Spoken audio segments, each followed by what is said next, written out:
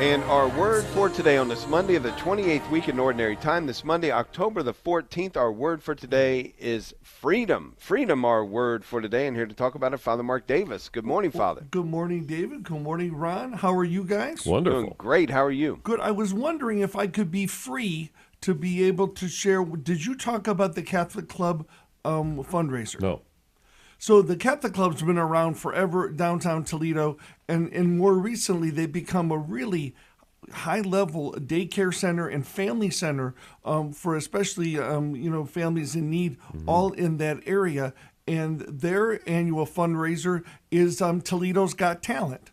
Last year, Monsignor Billion, Father Jeff Rose, Sister Bernita were all part of it. They really scraping the barrel this year because I am one of the 6 performers for Toledo's Got Talent. Awesome. And then Phil Barone, who owns Rosie's, is going to do his Jim Morrison tribute. The dance team from Central Catholic High School, Senator Paula Hicks Hudson, who used to be, the mayor of Toledo, is on the bill. Woman singing Landslide by Stevie Nicks. It's going to be wonderful at the premiere, not this Thursday, but next Thursday, the 24th. There'll be grazing dinner all evening. You can call or get on the website of the Catholic Club. I think tickets are $75 and goes to a great cause to be able to try to bring back their pool. They're like halfway to raise the money to fix their pool.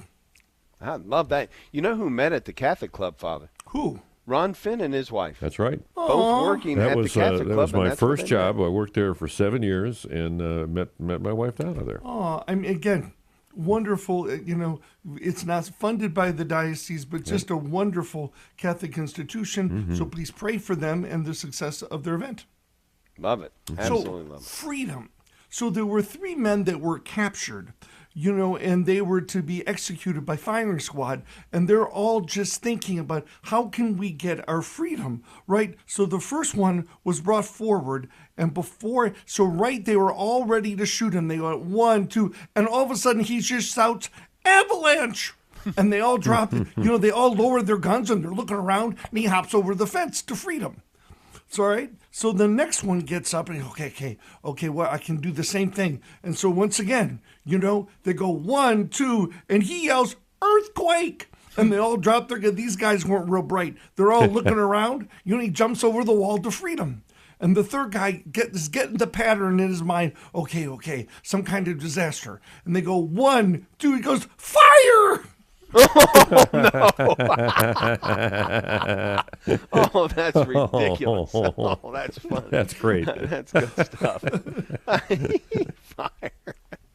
So, that's good. What Paul is saying in Galatians is about freedom. He says, "For freedom, Christ set us free."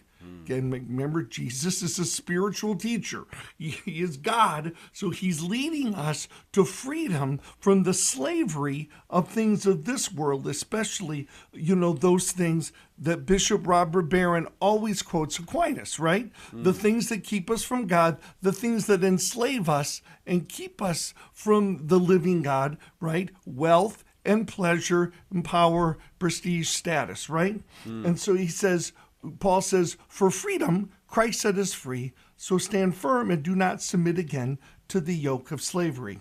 So what I think is interesting about that silly joke was that, there was avalanche and earthquake, and actually, when the third one came in, he said fire, it was stupid.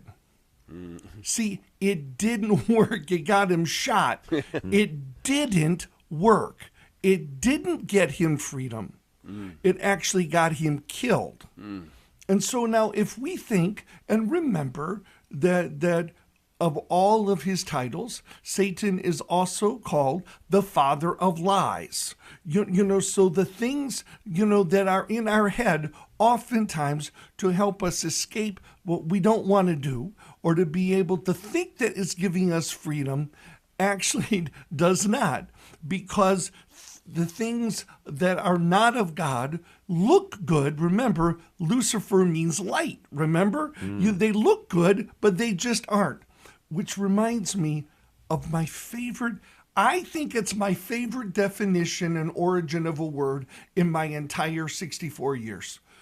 It's the definition of sin, which I'm sure I've said on the air because I love this, is from archery, and it means to miss the mark. It's things that just don't work.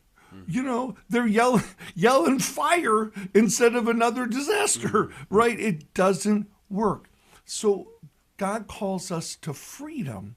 And so now you mentioned the Red Mass gospel, Dave. Well, I preached the 28th Sunday yesterday, and this was the gospel when Jesus says that it's easier for a camel to pass through the eye of a needle than a rich man to enter the kingdom. Now, scholars say that in the walled city of Jerusalem, the most narrow of the gates was called the eye of the needle, and a camel could not pass there unless it didn't have any baggage or very little. You know, so it reminds us, you know, what are the things of this world that we are grasping at that keeps us from the freedom that God wants?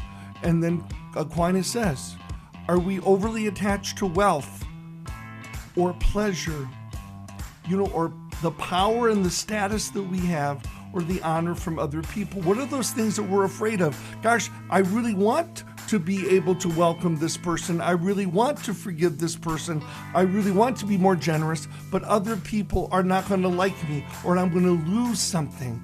And that is false. Real freedom is being able to trust God and to be generous and to be loving and forgiving and be the people we're called to be in Jesus Christ, to witness his presence in the world, and do not be afraid and do not be enslaved by the things of this world, but the freedom that only God gives us if we can follow him and be the people we're called to be. Annunciation Radio.